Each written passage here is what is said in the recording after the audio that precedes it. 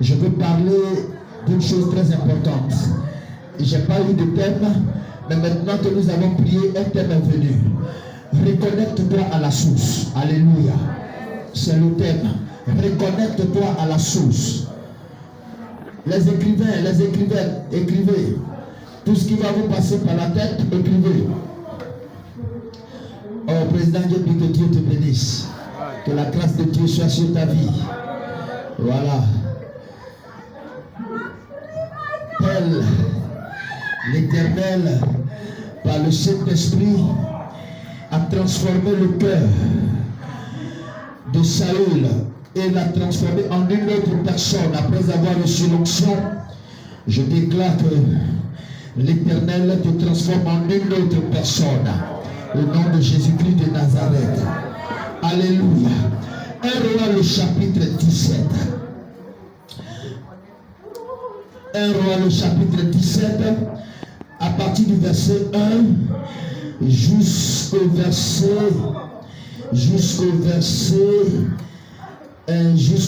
9. Alléluia. Tu seras secoué comme ça jusqu'à ce qu'on finisse. Tu seras épuisé quand tu vas arriver à la maison. Toute ta vie de sortie va être enlevée. Tu as dormi. Ça vient. Elle va se déclencher cette action. Ça va tomber sur plusieurs tout à l'heure. Elles seront épuisées. L'envie de sortir va leur quitter aujourd'hui. Quand elles vont arriver à la maison, elles vont dormir. Aujourd'hui même, ne vous en faites pas. C'est elle. Elle est la source. Elle va dispatcher ça tout à l'heure.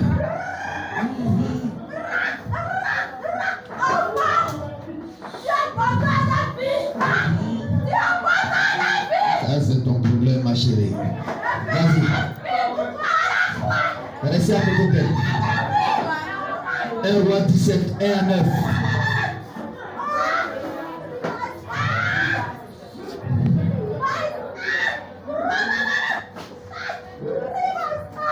Un Roi 17, 1 à 9. 1 Roi 17, verset 1 à 9. Élie, le Shimite, l'un des habitants de Galade, dit à Akab: L'Éternel est vivant, le Dieu d'Israël dont je suis le serviteur. Il n'y aura cette année ni rosée, ni pluie, sinon à ma parole. Et la parole de l'Éternel fut adressée à Élie en ces mots: Pars d'ici, dirige-toi vers l'Orient et cache-toi près du torrent de Kérish, qui est en face du Jourdain. Tu boiras de l'eau du torrent, et j'ai ordonné au corbeau de te nourrir là. Il partit et fit selon la parole de l'Éternel, et il alla s'établir près du torrent de Kérish, qui est en face du Jourdain. La corbeau lui apportait du pain et de la viande le matin, et du pain et de la viande le soir, et il buvait de l'eau du torrent. Mais au bout d'un certain temps, le torrent fut à sec, car il n'était point tombé de pluie dans le pays. Alors la parole de l'Éternel lui fut adressée en ces mots: Lève-toi, va à Sarepta, qui appartient à Sidon, et demeure là. Voici, j'y ai ordonné à une femme veuve de te nourrir. Que le Seigneur bénisse sa parole. Alléluia. Reconnecte-toi à la source. Alléluia. Est-ce que vous savez, reconnecte-toi à la source. Reconnecte-toi à la source. Que quelqu'un dise avec moi, reconnecte-toi à la source. Regarde ta soeur, regarde ton frère, dis-lui, reconnecte-toi à la source. Alléluia. Est-ce que vous savez pourquoi l'eau de torrent a séché? Et pourquoi les corbeaux ne sont plus revenus? Alléluia. Est-ce que quelqu'un peut comprendre? Est-ce que quelqu'un peut certainement me dire pourquoi l'eau de torrent a séché? Et pourquoi est-ce que Les corbeaux ne sont plus revenus. Pourtant, c'est le Seigneur Jésus-Christ, sinon c'est l'Éternel Dieu qui a dit à Élie, qui lui a donné ce ordre.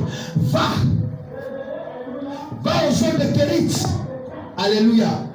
Tu vas boire de cette eau, mais en même temps, j'ai ordonné au corbeau de te nourrir. C'est Élie qui avait fermé le ciel. Alléluia. Parce qu'il voulait que l'honneur de Dieu, la dignité de Dieu soit rétablie en Israël. Vous comprenez que parfois, lorsque nous voulons que la dignité et l'honneur de Dieu soient rétablis, il y a des choses que nous pouvons nous permettre de faire que personne ne peut comprendre. Une chose qui peut avoir des conséquences.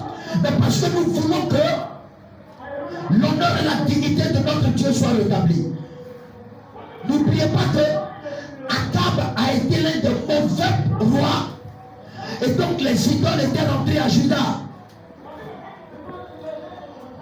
Ça a énervé Élie. Parce que la Bible dit que moi l'Éternel, je ne partage pas ma gloire. Les gens ont commencé à attribuer la gloire de Dieu au Dieu Astarté et au Dieu Baal. Donc ça va énerver Élie. Et Élie va dire, comme vous pensez que c'est Baal et Astarté qui vous donnent de l'eau et qui vous donnent de la production, aujourd'hui même, je ferme le ciel, il ne pleuvra pas et il aura la famine. Pour que vous puissiez comprendre.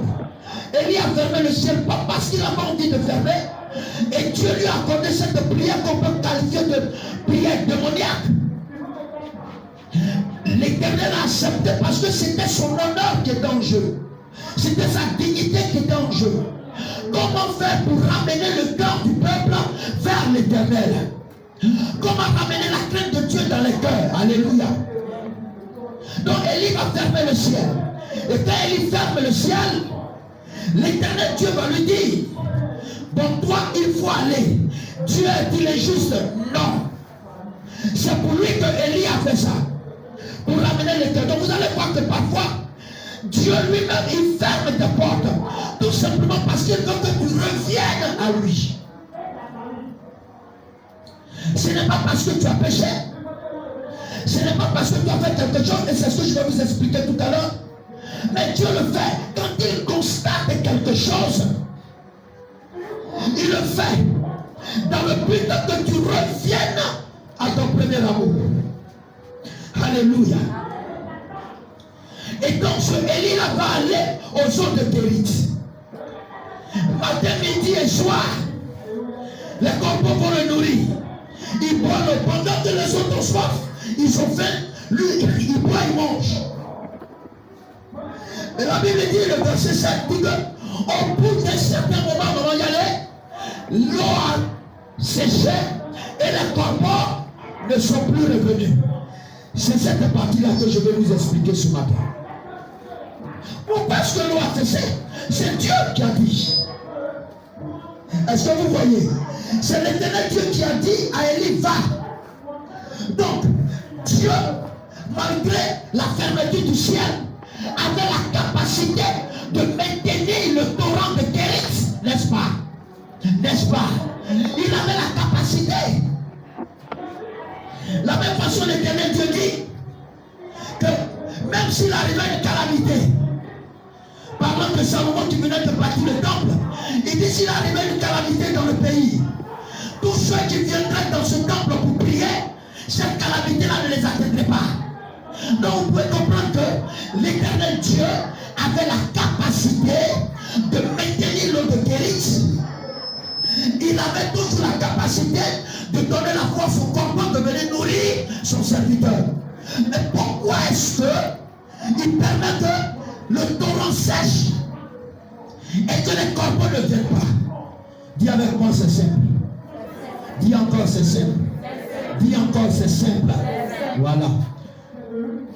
Aussi longtemps que tu vas commencer à te focaliser sur le canal et non sur la source, l'Éternel te déconnectera. Alléluia. À un moment donné, Élie, c'était un passage. Mais comme il y avait de l'eau là, il y avait le torrent là, et que les corbeaux venaient, Élie dans son esprit, devait maintenant s'éterniser là. Or, il y avait une mission à accomplir. Regardez, Élie ne comptait plus sur celui qui lui a dit va aux eaux de Kérith. Mais Élie comptait maintenant sur les corbeaux et sur le torrent de Kérith. Il ne comptait plus sur celui qui lui a dit va. Celui qui lui a dit va, c'est la source. Le torrent de Kérith et le corbeau ne sont rien que des canaux. Alléluia. Faites la différence entre un canal et une source. Un canal, c'est le lieu par lequel quelque chose passe. Alléluia. Le canal, il est le courroie de transmission entre l'émetteur et le récepteur. La source, c'est l'origine. Alléluia. La source, c'est l'origine. C'est ce qui fait d'une chose. Là où la chose part. L'origine. Donc, entre l'origine et le courroie de transmission, à quoi devons-nous nous attacher? Alléluia. Dieu a constaté que Élie ne regardait plus à lui, mais Élie regardait maintenant au canot. Et comme Élie a arrêté de regarder à lui, a arrêté de lui faire confiance, a arrêté de dépendre de lui, alors il va fermer ses canaux pour dire que c'est moi la source qui alimente les canaux. Et dans notre vie, nous allons y aller. C'est comme ça que des personnes sont parties.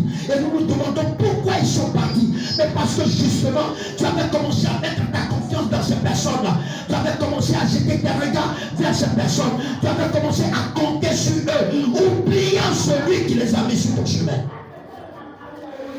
Peuple de Dieu, reconnecte-toi à la source. Et la source, c'est l'éternel Dieu. Fais-lui confiance.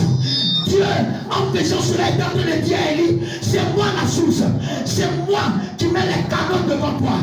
Et comme tu as commencé à faire confiance aux canaux, tu as commencé à faire confiance à ton intelligence, tu as commencé à faire confiance à tes relations, et bien je vais te dire une chose, ces relations-là vont partir, afin que tu reviennes à moi pour me demander encore d'ouvrir des portes de bénédiction pour toi. Pourquoi des gens qui vous aidaient subitement ont changé de visage? Toi-même tu te poses la question, mais qu'est-ce que j'ai pu faire? Et quand tu te rends compte, tu analyses, tu vois que tu n'as rien fait de mal. Tu vois que ce n'est pas parce que tu l'as insulté, ce n'est pas parce que tu t'es mal comporté. Je te donne le secret aujourd'hui. C'est parce que tu as commencé à leur faire plus confiance que celui qui les a envoyés vers toi.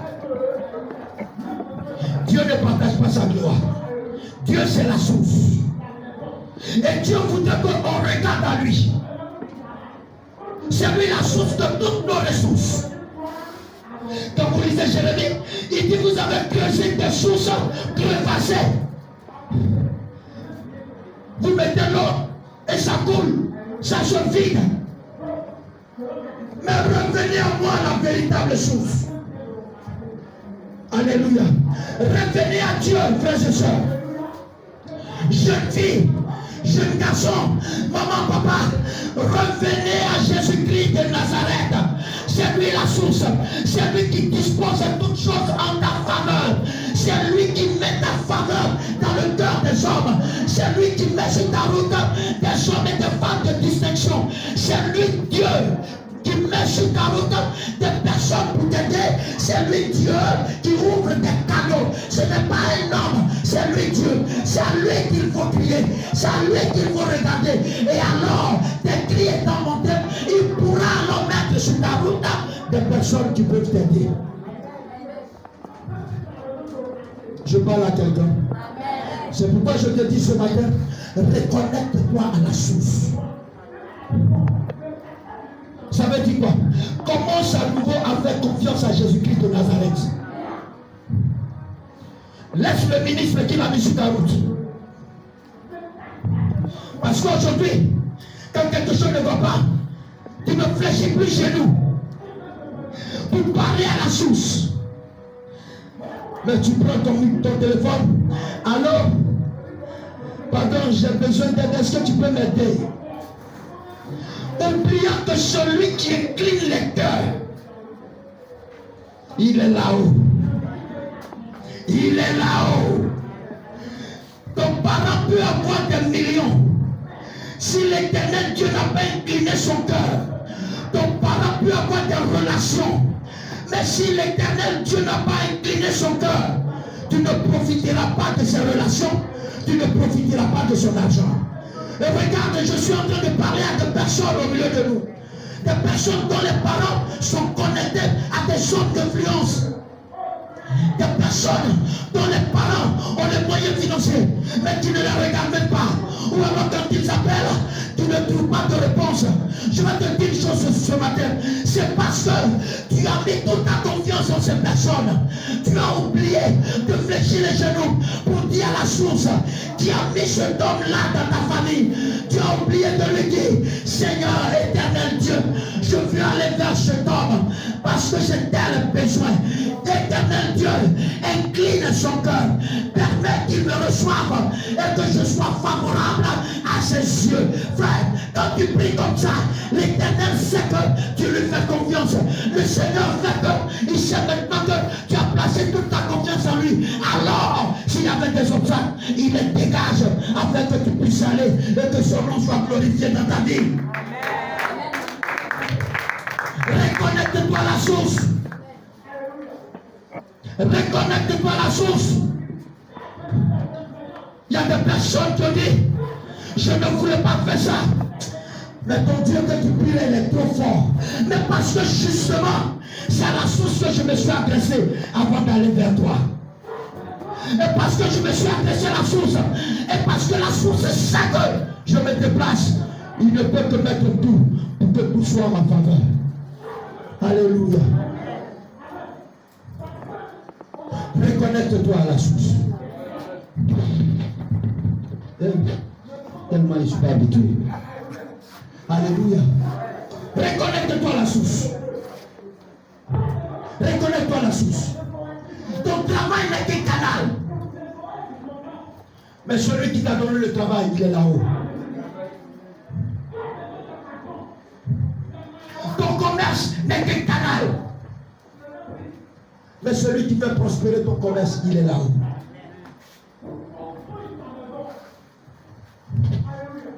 Ton activité n'est qu'un canal. Celui qui arrose tes activités est là-haut. C'est pour ça que quand ils ont demandé à Jésus-Christ, apprends-nous à prier, il va dire quoi? Notre Père qui est dans les cieux. Ça veut dire quoi? Notre source. Alléluia. Notre source. Dieu est-il réellement ta source? Ou alors c'est ton intelligence? Dieu est-il réellement ta source? Ou alors c'est ton travail? Dieu est-il réellement ta source? Ou alors ce sont tes connaissances, tes relations? Il dit à Élie, je ne t'ai pas appelé là pour que tu t'éternises là. Comme tu as trouvé de la nourriture, tu ne fournis aucun effort. Tu manges matin, midi et soir, tu dors. C'est fini, tu es couché là. Tu regardes, oh moi, je veux que tu continues la marche. Parce que tu n'as pas encore fini d'ouvrir le ciel. Tu comptes maintenant sur le canal. Il a mis toute sa confiance dans les canaux. Tu as mis toute ta confiance. Mon pasteur va prier pour moi. Moi, je ne veux plus prier pour toi. Mais je veux prier avec toi. Afin que tu ne dépendes pas de la prière du pasteur. Mais que tu dépendes de la source. Je veux prier avec toi. Tu comprends ce matin? Quelqu'un peut comprendre ce matin? Reconnecte-toi. Et j'ai trouvé quelqu'un. Oubliant que celui qui t'a fait trouver cette personne, il s'appelle Jésus-Christ de Nazareth. Ah, mon commerce est en train de prospérer. Donc, à cause de ça, maintenant, tu viens prier. Et ça me prend trop de temps. Non, je n'ai même plus le temps. Je n'ai plus le temps. Mais quand tu n'avais pas encore le travail, quand la source n'avait pas encore déjà le canal, tu étais connecté. Tu étais connecté. Maintenant que le canal est ouvert, tu mets maintenant toute ta foi dans le canal, oubliant celui qui a fait le canal. Aussi longtemps que tu seras connecté à la source, rien ne te surprendra et rien ne te manquera. Tu n'as pas dit Amen. Reconnecte-toi. Fais confiance à Dieu. Fais-lui confiance. Oublie cette histoire de ça dure trop, ça tarde trop. Oui, ça tarde. Mais parce que c'est la source. Il sait ce dont tu as besoin. Il sait qui mettre sur ta route. Ça dure trop. Non, j'ai plus le temps. Quand il y a des pouvoirs, oh, ne vous en faites pas. Je vais appeler tout de suite quelqu'un. Oubliez de fléchir genoux. Mais je dois vous dire une chose. Avant la prière, tu ne peux rien faire. Après la prière, tu peux tout. Quelqu'un n'a pas compris. Avant la prière, tu ne peux rien faire. Mais après la prière, tu peux tout faire et tout réaliser. Et qui ont pris? C'est la source qui a pris. C'est la source. C'est un peu ce que nous faisons. C'est-à-dire que nous servons le don, mais on s'en fout du donateur. C'est ça. C'est le don qui nous intéresse. Mais le donateur lui-même, on s'en fout de lui. C'est la même chose. C'est le canal qui nous intéresse maintenant. Celui qui veut nous donner à manger chaque matin. C'est lui qui nous intéresse. Mais celui qui a permis qu'on veut te donner à manger tous les jours maintenant, on s'en fout de lui. Dieu va enlever ça dans les yeux d'Élie pour dire d'accord. C'est le corps maintenant qui t'intéresse. C'est à eux maintenant que tu fais confiance. C'est eux qui sont devenus tes amis. Le torrent est devenu ta source. Ok, d'accord. Je vais te démontrer qui a mis l'eau dans Coco. Et je vais te montrer que le ciel et la terre m'appartiennent. Parce que c'est moi qui les ai créés. Les animaux. La Bible dit en Somme 24, le verset 1, à l'éternel, la terre et tout ce qu'elle renferme. Je vais te démontrer que tout ce que la terre enferme vient de moi. Il va fermer, il va sécher le torrent de Kérik ma vie et il va faire disparaître le corbeau qui lui obéissait. Il y a ce qu'on appelle les non-dits. Je suis convaincu qu'Élie a crié pour dire je vais mourir ici. Il dit tu ne mourras pas. Et je t'envoie. J'ai encore disposé un autre canal. Quand vous lisez la suite, Élie ne s'est pas éternisé sur le canal. Quand il est arrivé, il dit fais pour moi. Il a fini de livrer prophétie, il a mangé, il est parti. Quand l'enfant est mort, ils sont allés le chercher, il est revenu, il a prié. C'est terminé. Parce qu'il a compris que la source était plus importante que le canal. Tu veux que tes canaux reviennent? Tu veux que les personnes qui étaient disposées à te bénir, à t'écouter, à t'ouvrir une porte, tu veux que ces personnes-là soient à nouveau disposées et disponibles? Reconnecte-toi à Jésus-Christ de Nazareth. Oublie les millions de ce monde.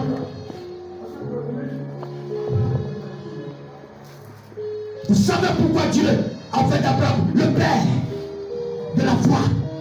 C'est vrai, je vous ai dit ici qu'il y a des personnes sur qui pourraient copier. Mais c'est beaucoup plus grand que ça. Maman, y allez. Regardez, Dieu dit à Abraham, maman m'a dit que je rendrai ton nom grand.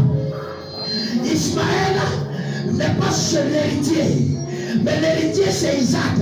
C'est par lui que je vais rendre ton nom grand. Et c'est par lui que je vais rendre toutes les nombreuses familles seront fécondées par lui. Donc, Abraham a dans sa tête que c'est Isaac qui est le fils de la promesse. C'est Isaac qui est le déclencheur de la bénédiction. C'est Isaac qui est le canal par lequel Dieu va passer pour multiplier la descendance d'Abraham. Il le sait. Et Dieu le sait. Même matin, la Bible dit que Dieu va dire à ce vieillard, prends-moi ton fils, l'unique, celui que tu aimes, et va me le sacrifier. Mais comment est-ce que Dieu peut me demander d'aller sacrifier l'accomplissement de la promesse? C'est Isaac que la promesse est accomplie. Et tu me dis d'aller sacrifier. Mais Abraham va comprendre quelque chose, ma fille. Il va dire, Isaac, c'est le don. Et Dieu qui m'a parlé, c'est le donateur. Isaac, c'est le canal par lequel Dieu peut passer pour rendre mon oncle. Mais Dieu, c'est la source qui va libérer le canal. Si la source me demande de donner le canal, je donnerai le canal. Parce qu'après cela, il me donnera plusieurs canaux. Il me donnera plusieurs canaux. Entre le don et le donateur, Abraham avait fait son choix. Le donateur était le plus important. C'est le donateur. C'est le donateur. Tant qu'il est là, les dons vont pleuvoir. J'ai dit à un de mes petits un jour, il dit lui il a les 9 dons. Il a un dépôt. Je lui ai dit, je vais te poser une question. Il dit oui papa. J'ai dit, entre Solibra et puis dépôt, choisis. Il dit, ah non, on ne peut pas que c'est Solibra qui alimente les dépôts. S'il n'y a pas Solibra, c'est qu'il n'y a pas de dépôt. Il dit, ah, tu as tout compris. Toi, tu dis qu'il y a les 9 dons. Mais moi, j'ai avec moi celui qui donne les 9 dons. Donc, on n'est pas la même chose. Moi, j'ai la source. Toi, tu n'as que les canaux. Moi, la source est à moi. Et aussi longtemps que la source sera moi, elle continuera de produire. Mais c'est pour ça qu'il est dit de Joseph, on dit quoi? Joseph est comme un arbre planté près d'une source. Et il produit ses fruits en chaque saison. Mais il est connecté à la source. Ses racines sont connectées à Dieu. Toute sa confiance est en l'éternel. Toute la foi est en l'éternel. Alors l'arbre ne peut que grandir et l'arbre ne peut que porter des fruits. Veux-tu porter des fruits? Reconnecte-toi à la source. Veux-tu redevenir rayonnant, jeunesse? Veux-tu redevenir cette jeunesse que j'ai découverte? Reconnecte-toi à la source. Maman, veux-tu te réveiller? Reconnecte-toi à la source.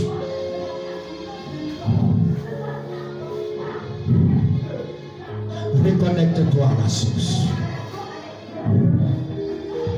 Tous ceux qui se sont reconnectés ou qui sont restés connectés à la source ont été toujours bénis. La joie n'a jamais tari dans le cœur, même quand tout est difficile. Alléluia. La source est combattue parce que c'est de la source que viennent toutes les richesses. La Bible dit quoi? L'éternel est la source de toutes nos ressources. Donc si tu as l'éternel, celui qui repose à l'abri du Très-Haut, celui qui demeure sous l'abri du Très-Haut, repose à l'ombre du Tout-Puissant. Celui qui demeure à l'abri de la source, repose à l'ombre de la source. Qui est ta source? Alléluia, reviens à la source. Reconnecte-toi et n'aie pas honte, et n'aie pas peur. Et ne doute pas dans ton cœur. Dieu, on vous dit il est lent. Mais il faut que vous oubliez. Je préfère quelqu'un qui est lent, mais qui a tout. Et qui agit. Plutôt quelqu'un qui n'a rien, qui a un peu et qui fait beaucoup de bruit. Alléluia. Reviens à Jésus. Dis à ton frère, reviens à l'Éternel. Dis-lui, je n'attends pas, dis-lui, fais confiance à Jésus-Christ de Nazareth. Non, il y a un mot qu'on va ajouter. Fais à nouveau confiance à Jésus-Christ. Maintenant, regarde-moi, dis pasteur. Non, non, non, non, non. Donne-moi un pasteur qui réveille les morts. Pasteur. Pasteur. Je reviens à la source. Pasteur. Je reviens à la source. Alléluia. Et sans prétention, aucune ta source, c'est moi. Alléluia. Ta source, c'est moi. Parce que moi-même, je suis connecté. Je suis le sarment. Et je suis connecté au sceptre. Reviens à la source. Reviens à la source. Fais-lui confiance. Il ne faut pas te branler. Parce que les canaux peuvent tarir, mais la source ne tarira jamais. La source ne tarira jamais. Vous avez vu la mer tarir? La mer peut baisser. On dit quoi? On parle de marée haute, marée basse. Mais est-ce que vous avez vu, vous dit, la mer a tari? La mer, c'est fini, il n'y a plus l'autre. Vous avez vu ça? Même quand on ne peut pas dire fait comme Paul Michel. Même quand la neige vient pour couvrir, c'est printemps. Mais à un moment donné, la source va ressortir, la glace va disparaître et la mer va reprendre le dessus. La source, c'est l'Éternel Dieu. Lève ta main droite. Dis avec moi, Seigneur, je veux revenir à la source. Seigneur Jésus, je me suis éloigné comme le fils prodige. Mais ce soir, ce matin, je veux revenir et me reconnecter à la source. Au nom de Jésus, c'est toi qui es la source de toutes nos ressources. Je veux revenir à toi, papa. Je veux revenir à toi, papa. Donne-moi la force de revenir à toi. Donne-moi la force.